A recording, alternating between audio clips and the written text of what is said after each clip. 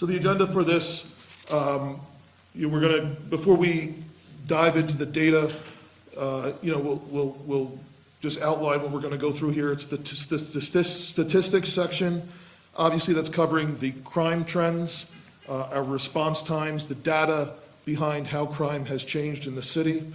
There's very remarkable decreases in serious street crime, not just 2025 compared to 2024, but putting things into perspective, how significant the decrease has been since the height of many of these crimes. And in some cases, it's significantly below what was normal here prior to the pandemic. In some categories, we're below 2019.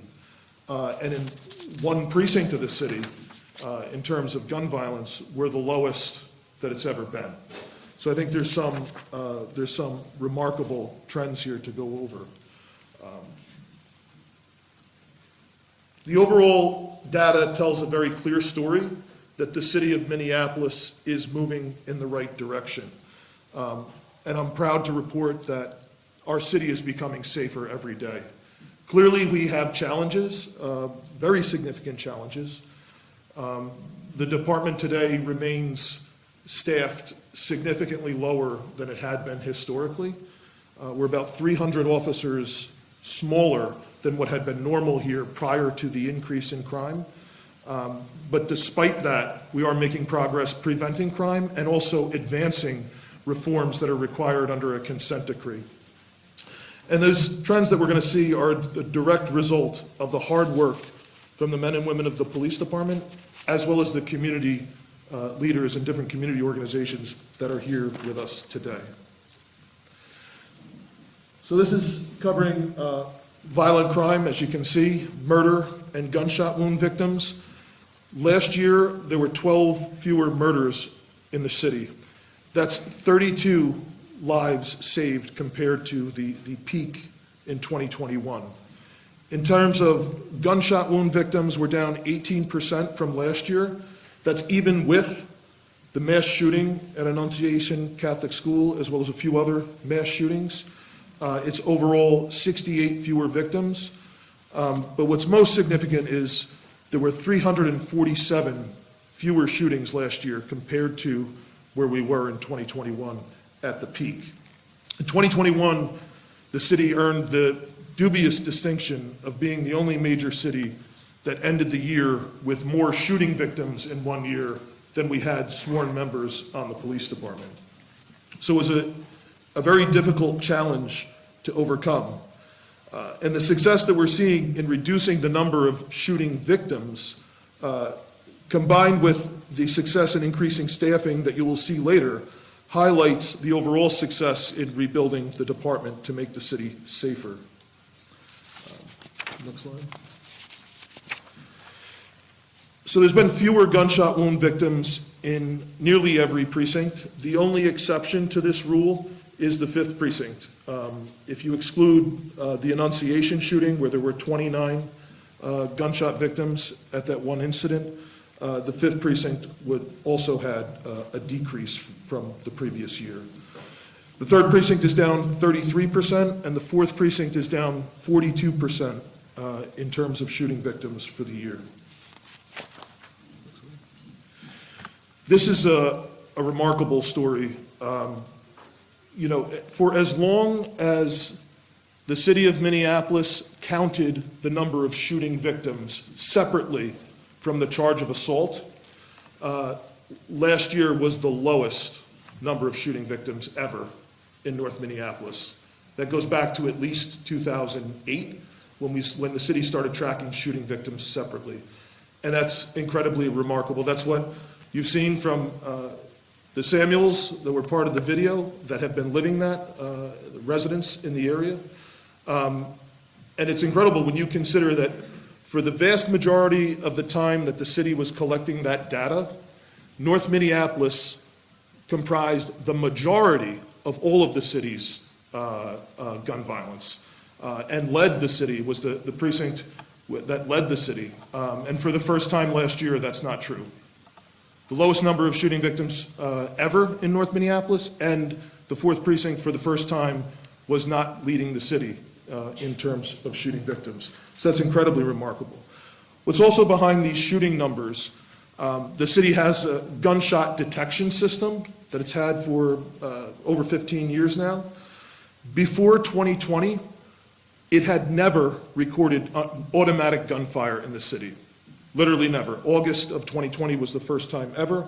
After that, there had been thousands and upon thousands of automatic rounds that had been recovered.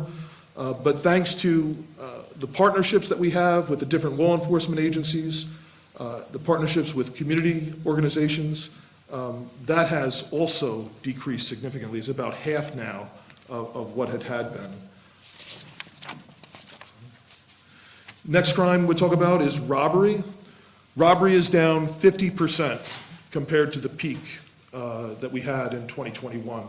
There were just a number of robbery sprees in 2021, 2022, which involved street robberies, carjackings, those kinds of things. Just compared to last year, there have been 518 fewer robbery victims in the city, which actually robbery overall last year was 19% below what it was in 2019.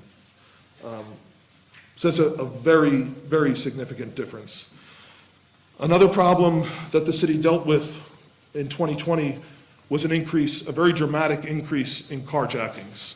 Carjackings had been almost non-existent prior to 2020, and they were not tracked separately. Just like shootings were tracked separately since 2008, carjackings started to get tracked by the police department as a separate part of robbery in 2020.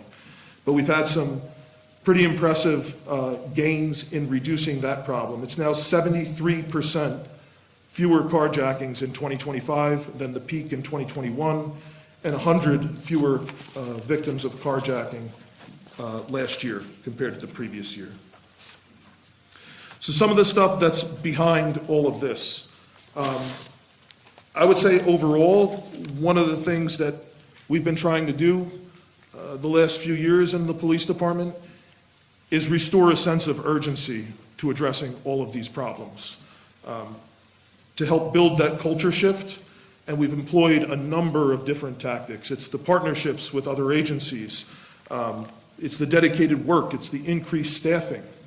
But some of the work we do in addressing these crime problems deals specifically with a small group of very at-risk young people that commit just a disproportionate amount of crime and violence in the city.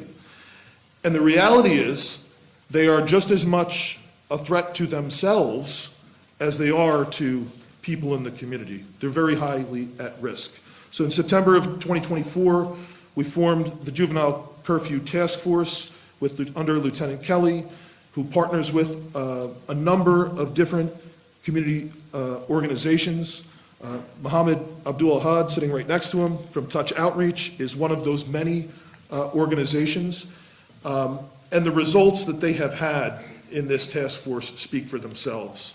There's been about a 2/3 decrease in the number of at-risk young people getting involved in crimes.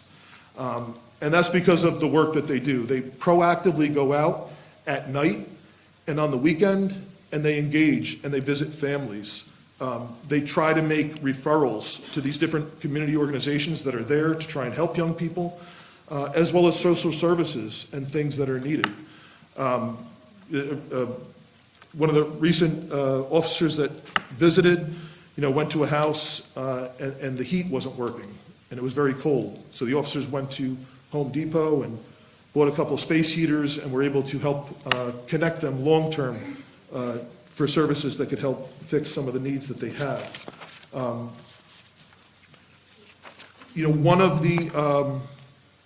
One of the parents that we deal with is here today with us. Miss Brianna is sitting up there with Lieutenant O'Rourke and Mo. And I just want to thank you so much for being here, because we're talking about all these numbers, and we're talking about at-risk youth, and it's not just statistics. Like, there are real people behind this. And I think one of the things that some folks in the media here have asked me in the past is, well, what about the parents? And I know a lot of times we look for simple answers, to these problems, but we don't understand just how complex and how challenging they are. So if folks are asking, where are the parents? Well, here's one parent that is here with us. And two of her children were very much at risk, and we have seen some great success since we have been working together. And you know, Ms. Brianna's contribution is powerful because that's where prevention starts, and that's where it matters the most. It's accountability at home. And the community resources, Mo, and other groups that are out there are able to help, because all these parents have to go to work, and they cannot constantly monitor their kids 24 hours a day, 7 days a week. And they worry about their kids, you know, getting caught up with the wrong crowd. And we've seen tragedies. You know, just the last murder that we had in the city was a juvenile that we knew. And it was someone that we had been engaging with. And as soon as I saw the name, I recognized the person from all of the contacts that our juvenile outreach officers had been to. So it is very, very serious. But I'm so thankful for Lieutenant O'Rourke, Mo, and parents like Miss Brianna here that are the reason why we are seeing a reduction in juveniles that are so at risk and involved in crime. The other part that I'm proud of is the good work that they have been doing together was recognized internationally at the International Association of Chiefs of Police Conference. That's Lieutenant O'Rourke up there receiving the Community Policing Award for the results that we have gotten, thanks to our juvenile investigators, parents like Ms. Brianna and Mo from Touch Outreach. So thank you so much. Moving on from violent crime into property crime now, burglary is down 30% compared to 2019. So that's burglaries to dwellings, people's homes, businesses, that type of thing. It's down 10% from last year. That means 193 fewer burglaries were reported in the city compared to last year. And that means 1,554 fewer burglaries in the city when compared to the peak in 2020. Auto theft is down. Auto theft remains a challenge. It's driven, at least half of all of those auto thefts on there, at least half are Kias and Hyundais, which is a problem that exploded and was fueled by social media, as many people know, in 2020, 2022, and 2023. The manufacturer now is finally making changes that should take away the ability for those thefts to occur so easily, but it still remains a challenge. That's one crime that remains higher than it was in 2019, but we are making progress. 1,706 fewer cars stolen compared to 2024, and 2,872 fewer victims of auto theft compared to the peak that we had in 2023. So it's progress, and we're continuing to work on it. Another strategy that was behind, if you can go back one slide, another strategy that's behind both the auto theft problem, the robberies that we talked about earlier, and some of the stuff that is involving juveniles has been our crime protocol. That's something that a strategy that we implemented in response to a lot of the robbery sprees that we were seeing happening at the peak, and then expanded it to try and deal with some of these other problems, the auto theft issue, as well as the damage to property sprees that have been happening. And we have also found that has been successful in, if not eliminating the sprees, reducing the scope of the problem and the seriousness of it. It eliminated the issue that we were seeing with random street robberies happening over a year ago in sprees. That isn't happening. It's changed over the course of last year. The challenge that we had in 2025 was dealing with sprees of juveniles breaking windows to cars, which is a difficult and annoying problem that many, many residents had to deal with, and it's expensive, but it is not nearly as dangerous as the street robberies that were happening in random sprees. Next slide. Aggravated assaults are down 9%. That includes the shootings, any assault that causes significant bodily injury or serious bodily injury, that's an aggravated assault. 146 fewer victims compared to last year, but that's still almost 300 more than 2019. Domestic violence aggravated assaults are up 8%. That has remained a challenge, particularly as the department has dealt with decreased staffing. We have issued a special order regarding response to domestic violence. We have retrained the entire department in some new domestic violence procedures, and we are starting to see some results from it even within the last month. We now issue bulletins to the various law enforcement agencies in the area within the first 72 hours of a domestic aggravated assault, and that has resulted in other law enforcement agencies being able to arrest domestic violence suspects for us. So that and the work that we were doing with a domestic violence work group and a pilot project in the 3rd and 4th precincts, we were hopeful that will continue to enable us to better address this problem. But it remains a concern. Damage to motor vehicles, that's up 7% from last year. That's what I mentioned before. That is driven almost entirely by groups of juveniles that were out and would damage several motor vehicles, dozens of motor vehicles at a time. It's a challenging problem to deal with while we were having it, because unlike a robbery, we often do not get a report that a window of a car is broken until hours later when the person finds it. And then when there's an entire group of cars that had their windows broken, it requires a very intense level of investigation to identify the specific juvenile that broke that specific window. And so we've used community service officers that have gone out, dozens of them have gone out to canvass, talk to residents, to help them file reports, but also to help identify juveniles that are involved.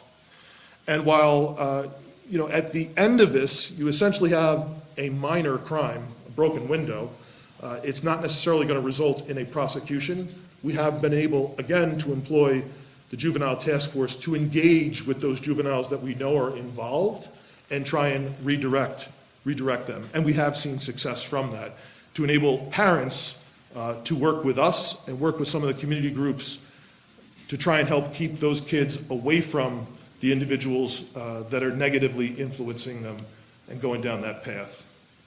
Next slide. So response times. This is something that I think every elected official in the city, council member, every inspector that goes out, that's a complaint that we hear. One we hear is we don't see the police enough, that they want increased patrols, they want increased police presence.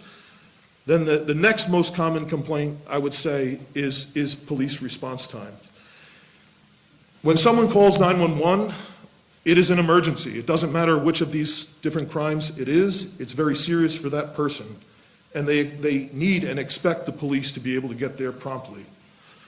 Prior to June of 2020, when crime was much lower and we had 300 more police officers, a priority 1 call, which is the highest level of emergency, the police were able to respond to those calls on the average just under 7 minutes.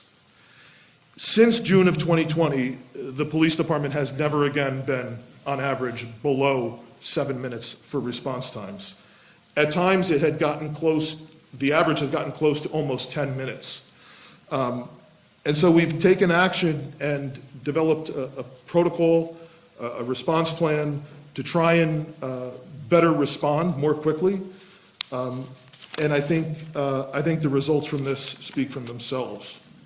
So you can see here, when we implemented the special order and added a series of additional protocols, we had kind of a dramatic decrease the end of the year, the 4th quarter of 2025.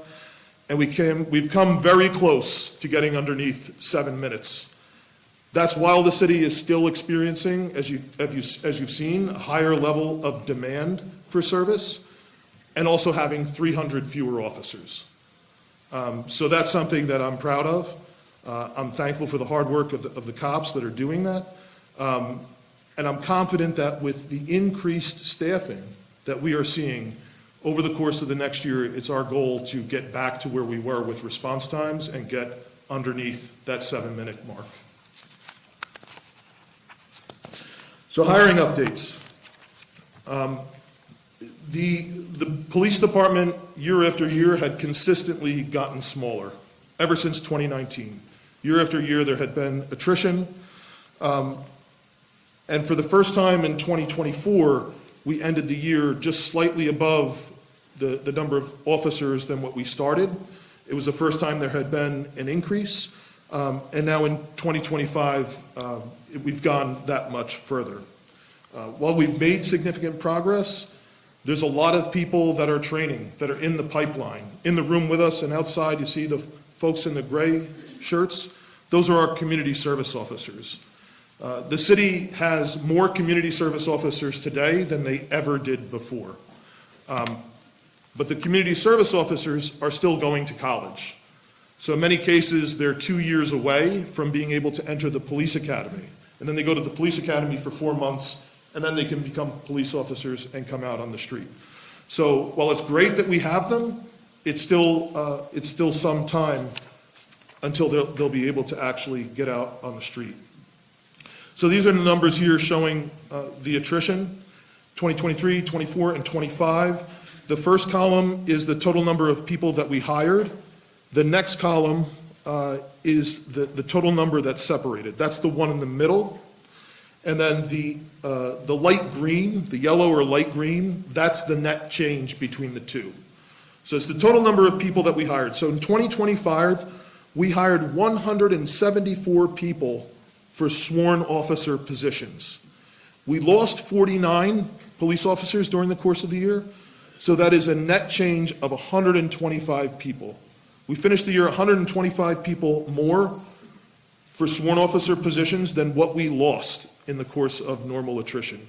So that's very positive. Thank you.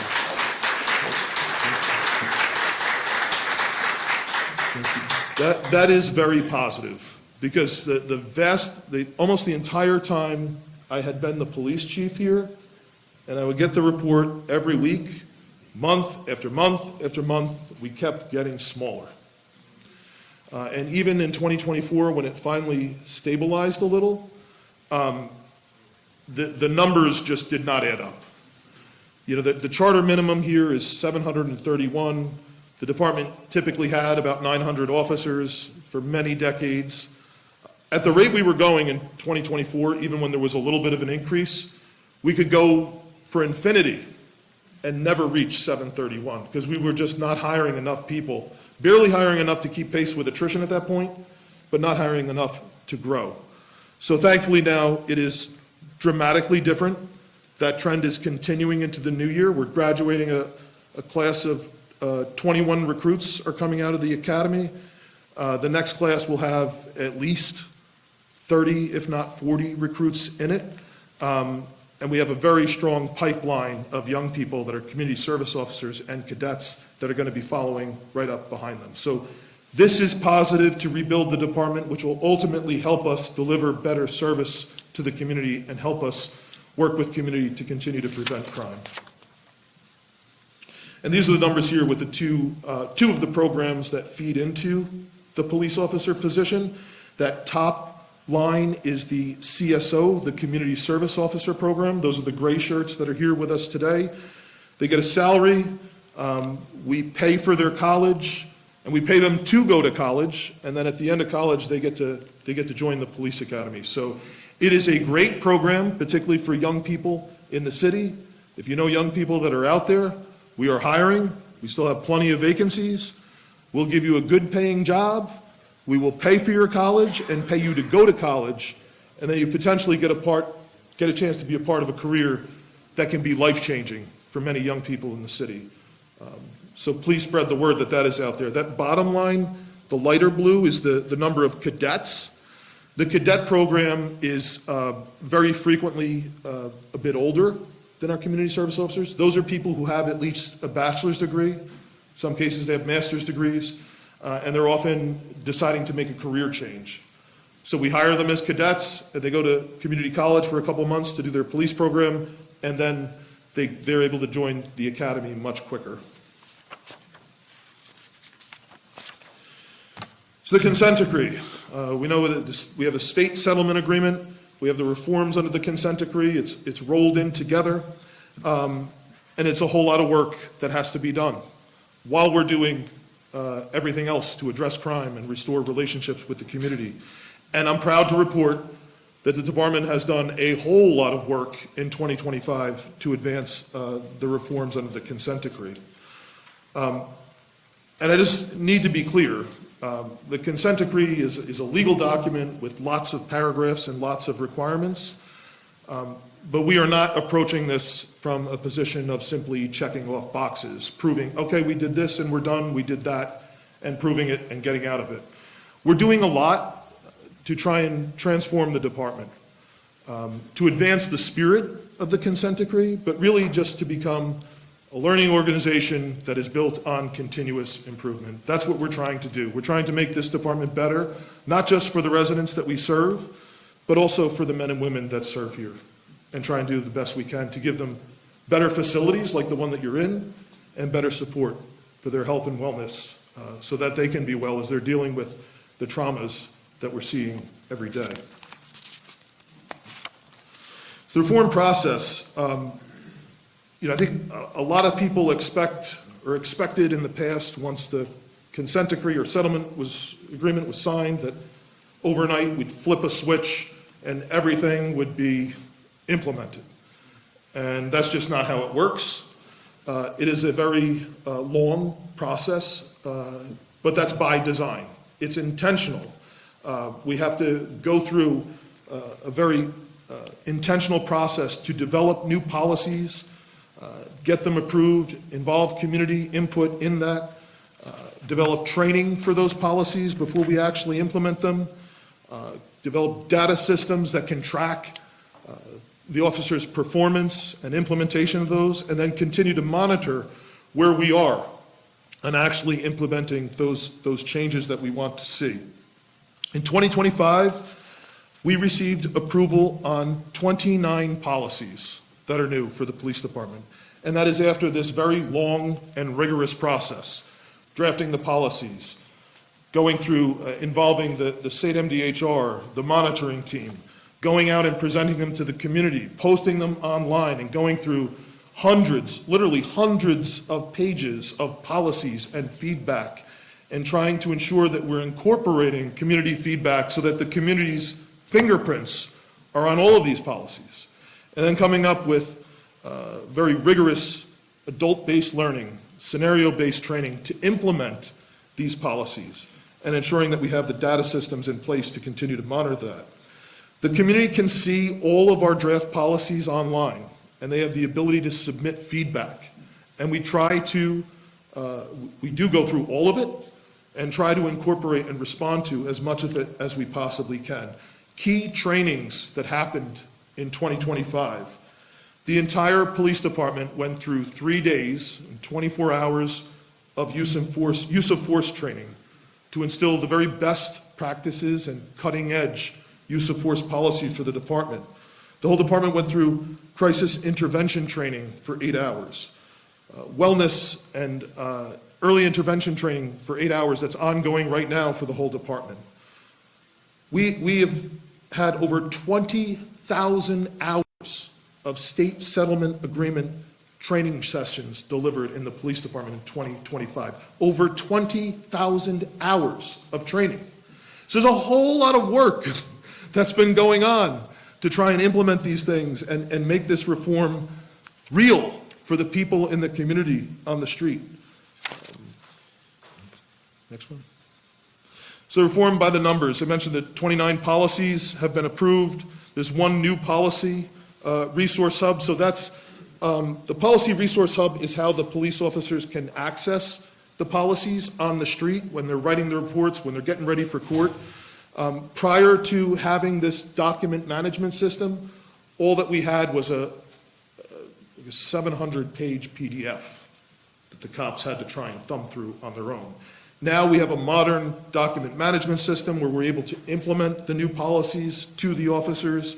As soon as you can scroll over a word and it can give you a definition, it can highlight you and redirect you to other related policies. It is a much easier way for officers that are out on the street trying to figure out what the policy is on a certain issue to find it more rapidly, so that they can spend more time making the decisions that we need them to make in the street, and less time trying to go through a PDF and figure out what a reporting requirement is or a threshold for something else. I mentioned over 20,000 hours of training was delivered by the department for the state settlement agreement. We conducted over 24 focus groups, 10 community listening sessions, and received just countless pieces of feedback from the community. I think it's well over 100 pages typed of feedback from the community that's been incorporated into the new policies. And then we've done, lots and lots of other things. That National Night Out the department has had. We've Shop with a Cop events over the holidays. Our community service officers have been working with one of the churches in the city to help deliver food to people who are from the immigrant community that might be afraid to leave their homes right now. There's just a whole lot of work that has been happening to try and go beyond what is in this legal agreement and advance the culture that I know the community wants to see in their police department. Some of the other things I mentioned earlier, going forward, the crime pattern response protocol. We've had a number of community engagement sessions, and we've developed some additional leadership training, some other sessions for command staff, and the women's leadership and the mentorship program. Reverend Bethel's here from the Unity and some other members of the Unity Community Mediation Team that serve as mentors for our new officers, our new recruits. They meet them while they're still in the academy. They're able to introduce them to people from around the city and stakeholders so that they can feel like they are a part of the community as they're starting to enter into our profession. The Pathway to Peace event was something I think was one of the most meaningful community events that we had over the course of 2025. So obviously in May marked the 5-year anniversary of George Floyd's murder and the events and destruction of the city that followed. And really just the challenge of trying to build relationships with community. And this year, just around the 5-year anniversary, community members, the Unity Community Mediation Team, some of our pastors invited us to go back to 38th in Chicago, where we held a circle, had prayer, and then marched, as you can see, we marched together to the park and had a community barbecue. And I know that meant a lot to a lot of the residents in the neighborhood who still talk about it. And I just want to thank you, Reverend Bethel, for your leadership and the other pastors who put that together. Because I know, at least for many of the police officers that have remained here since 2020, they didn't think anything like that would have been possible in their career. So thank you for helping us all trying to heal together.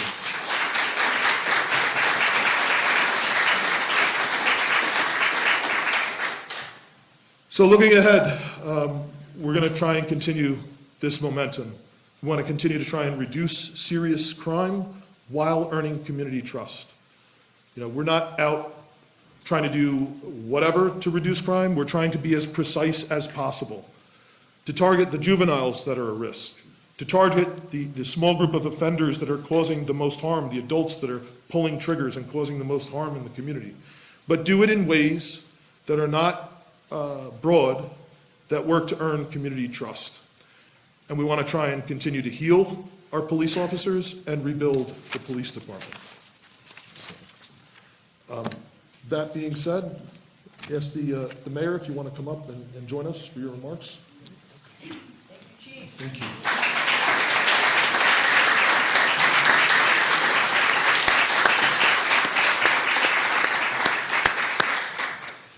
Chief, thank you for your leadership. Thank you, Mayor. Am I using that, or? Yeah, thank you. Either way works. Yeah. Chief, thank you for your leadership.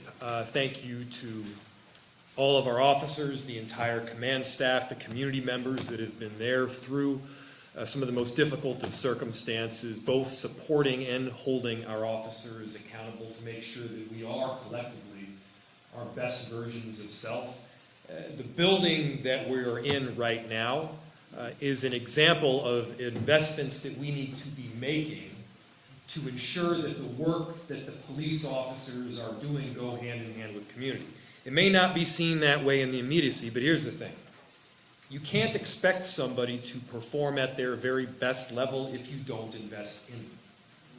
If you don't value their work and who they are both as individuals and as professionals, you can't expect them to take the next step in their careers and the next step for a department that has needed change. That change is afoot. That change is happening. The progress that we are making is very real, and you see it in the numbers. As the chief mentioned, he is dead on accurate. Does that mean that we're sitting on our hands, we're done, and we're just going to move forward? Absolutely not. We all know that we have a hell of a lot of work to do to drive down crime, to make sure that every single person in every single neighborhood both has the reality and the perception of safety. We need to do the necessary work right now to make sure that the changes that are made are felt at the ground level. And here's what I mean by that. The chief talked about the reforms, the consent decree that's in place. There have been debates for decades around what reform is and what it looks like. What's the policy that is equivalent to seeing change in a department? What's the reform that needs to happen in order to say, okay, this city is good in terms of change, and this city is bad? Well, the truth is, it's not just about the policy at all. First, it's the policy that needs to be changed, and we're making those changes. Second, it's making sure that officers understand what that policy is, and we're making sure that they do. Third, it's making sure that they are trained in on the policies that we just passed so that when something difficult arises, and by the way, it will, it's like muscle memory. Next, officers need to be held accountable when they don't meet the change and the policies that we are insisting upon, and we need to hold them up when they do. Both of those things need to be true. And then finally, and perhaps most importantly, people, regular people on the street need to feel the change that is taking place. Again, we are not there yet, but based on the conversations that I have heard, that I know the chief has heard, from some somewhat even surprising people that have oftentimes been very critical of our police department, they're feeling the difference. They're seeing the change firsthand. And whether it's the differential in treatment between a federal agent and the way that a Minneapolis police officer will treat you, or it's the interaction that they have outside and beyond the commission of a crime. We want every interaction to be built on dignity and trust and respect, and more that is happening. And I want to thank our police officers for the very hard work that they are doing to get to that all-important end. And the most important work that I do as mayor, that Chief O'Hara does as chief, that you all do and want to see in community is safety. That is the most important thing that we need to work on right now. And you can see the numbers are trending in the right direction, which by and large means down. Assaults are down, carjackings are down, car thefts are down, homicides are down, shootings are down. In virtually every neighborhood, not all, but in virtually every neighborhood throughout the city, those numbers are trending in the right direction. And this is not just about getting to where we were in 2019. This is about blowing by those figures so that we have a level of safety that other cities are trying to replicate and achieve. That means that we can't be expecting our police officers to do a whole lot more with a whole lot less. I'm glad to see that response times are trending down from 8+ minutes to 7 minutes and 25 seconds. That's real progress. I'm excited that we are going to be getting below 7 minutes. But we all know at the same time, when you are in real danger, 5 minutes feels like an eternity. And so we got to be doing this work together. We've seen the seeds of success grow into something real. We've seen some of that work happen on both the north side and the south side. I do want to point out the numbers that we've seen on the north side, because they're historic. I want to point out those numbers because it resulted out of partnership. It resulted out of partnership with our Minneapolis police officers embedded in U.S. Attorney's Office. It came to fruition because, violent criminals, repeat violent criminals, were arrested, they were charged, they were put in jail, and we made a very clear statement that you can expect that to happen if you yourself are considering being a violent criminal. And so it's both the deterrent as well as the prevention. And we also know that the prevention work isn't limited to taking somebody off the street and putting them in jail. It's also making sure that people have good things to do in community, that they have a route in life, that they have parks to play in and safe places where they can recreate. And it also means that one of the professions that you yourself have the opportunity to enter as a resident of Minneapolis is becoming a police officer. And you see these CSOs that are coming on right now. You look at the pipeline, and we're up, net in 125, Chief, in this last year. That is nothing to scoff at, because there were some dark days back in 21, in 22, 23 probably as well, where one of my biggest concerns on a daily basis was reaching that point of no return. I didn't say it out loud at the time because I didn't want to breathe it into existence, but that was one of the things that kept me up at night, is will we reach a point where we simply can't respond to 911 calls at anything remotely close to an adequate time frame? I won't say proud, I'm just relieved.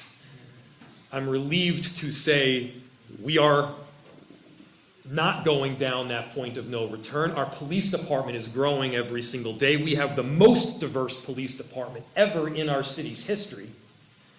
And more, the officers that are here, that have stayed and that are coming on board, they want to be the change for others to follow. So I wanted to come here just briefly to say thank you, thank you, thank you. You've done good work. Do not rest on your laurels, because we have a hell of a lot of work left to do. Crime is not where it should be. We need to be doing the work to drive it down further, but I know that we've got a great team at our disposal to be working directly with. So thank you, everybody. Thanks for the time. Ms. Sawyer from the Star Trib. Since it's been brought up multiple times, Chief, you were technically this month at the end of your first term. Have you asked the mayor and the commissioner to keep you on for a second term? And do you believe that you have the support of the new city council? So the only correction I have is my term ended last month, and I'm still here. Yes,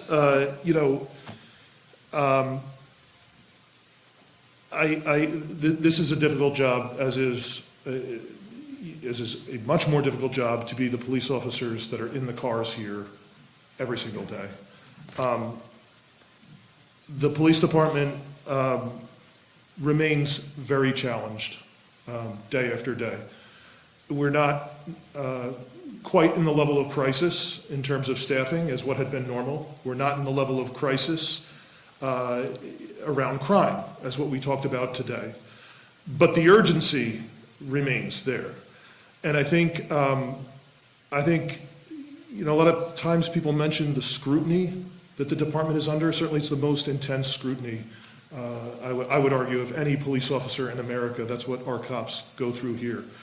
But what we're talking about today with the progress that's been made, that has been made very clearly in partnership with the community. So as difficult as it is, to me, this is the most rewarding job that there is in law enforcement in America. And I would argue the same for anyone who wants to be a police officer. If you really want to be the police, come to Minneapolis. So I love my job. It's been a challenge.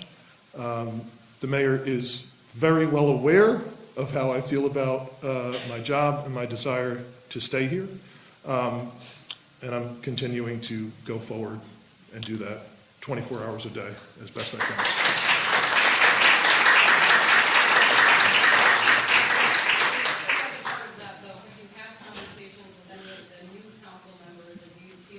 Yeah.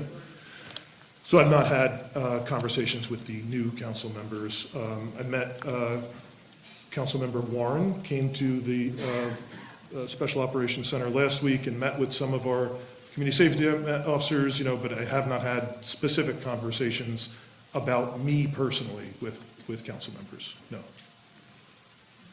Hey Chief, Jessica Paralevin. 2 questions, one for me and one for my colleague who wasn't able to be here. Of the 29 policies that got approval, have all of those been implemented and have officers been trained on those 29?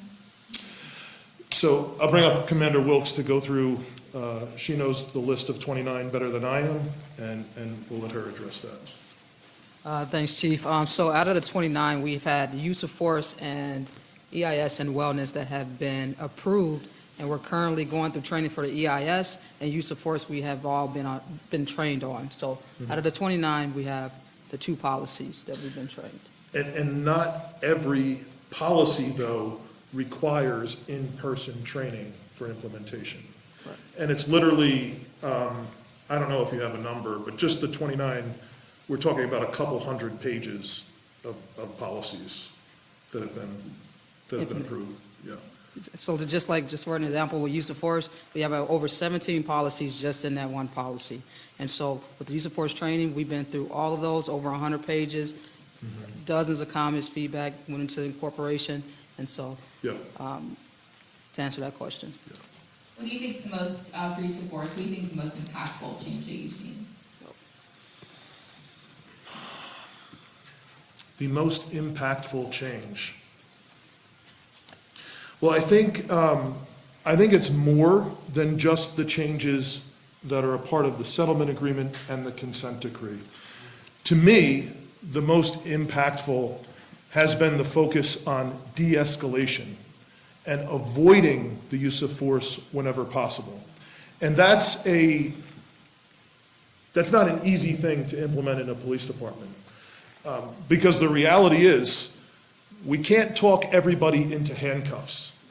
And if you lean on that at an excessive point, you wind up making people less safe, right? So I think the department has done a great job at implementing critical decision-making processes, talking to people, trying to de-escalate whenever possible, and also implementing this 24 hours of scenario-based training that requires officers to also go hands-on and do practical applications of using force that are the best practices to prevent both people in the community being injured, but also our officers from getting injured as well. I think that's that, and ultimately, at the end of the day, having less complaints from community about improper force, and ultimately less injuries, both to our officers and to people in the community. And then lastly for me, the one from my colleague, similarly to the first community question I was asked, he was wondering with an additional 2,900 federal agents being sent to Minneapolis, does MPD have a plan in place to make sure everyone is safe in case there is unrest? So that is my biggest concern, and it's not just the reports that have been said. I don't know what the number is, just to be clear. You said the number, I did not, because no one has told me anything officially. I've been concerned for weeks that because the issue is so emotional, and because frankly, some of the way this stuff has been carried out, The greatest risk to me is that there would be unrest or that there would be a tragedy, that somebody could get seriously hurt or killed because of what's happening. That's the most pressing issue. So we have revised our policy around immigration matters. We have put the utmost emphasis on professionalism and restraint. I have a designated supervisor that's on duty 24 hours a day. We have additional people that are on standby, in the event that there is unrest, 24 hours a day, 7 days a week, to be able to recall people quickly. That is a concern. So that being said, I do have an ask. That's both for federal law enforcement, who may not be from Minnesota, coming into our community, to please, whatever you do, do your jobs professionally and lawfully. And at the same time, to members of the community who have a constitutional right to observe, record, and object to the conduct of law enforcement, that you do so peacefully in our community. Because the last thing we want, a lot of community and businesses, immigrant community, are on Lake Street. We all know Lake Street burned 5 years ago. And it's largely the immigrant community that rebuilt that street and helped rebuild a lot of those neighborhoods. So please, don't come into our neighborhoods and cause destruction because of what's going on. If you're going to object to it, do it peacefully.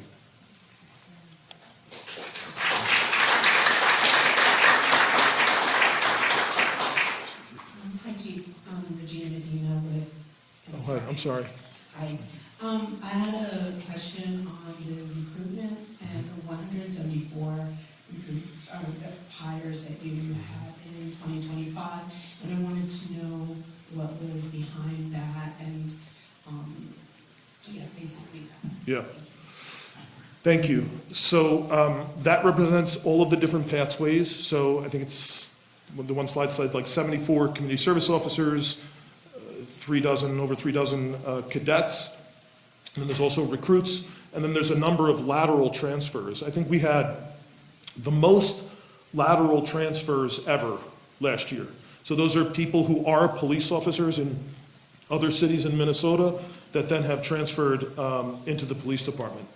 I think there's a number of things going on.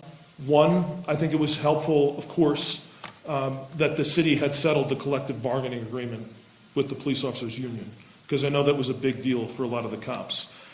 But I think that's a very base level. Like that's a requirement, but that's not going to give you the results that you see.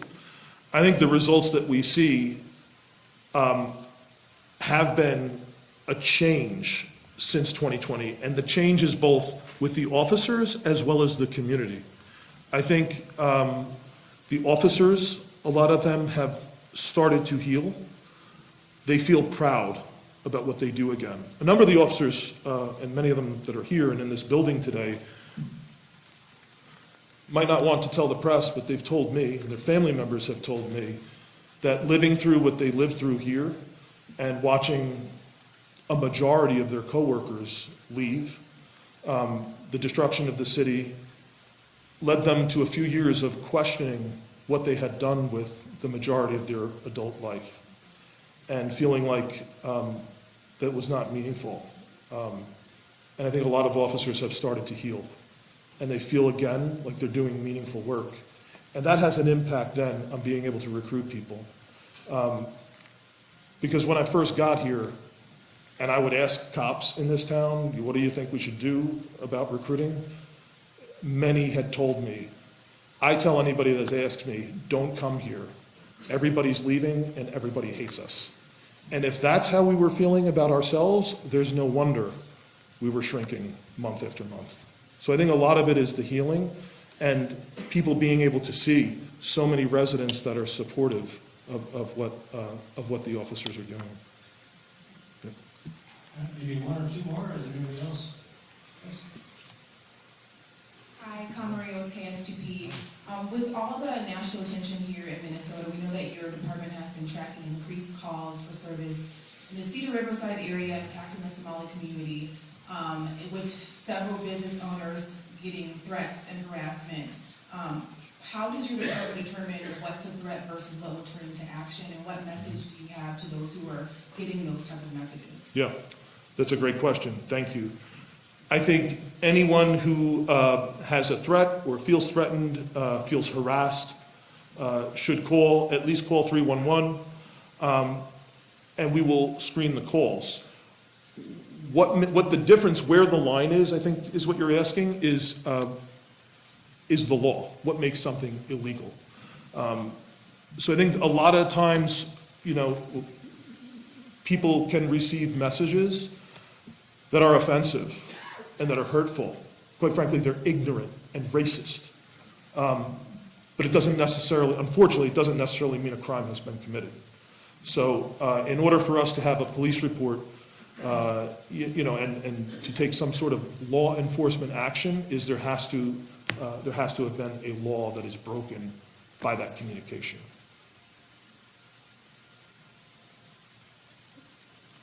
That's it? All right. Thank you so much.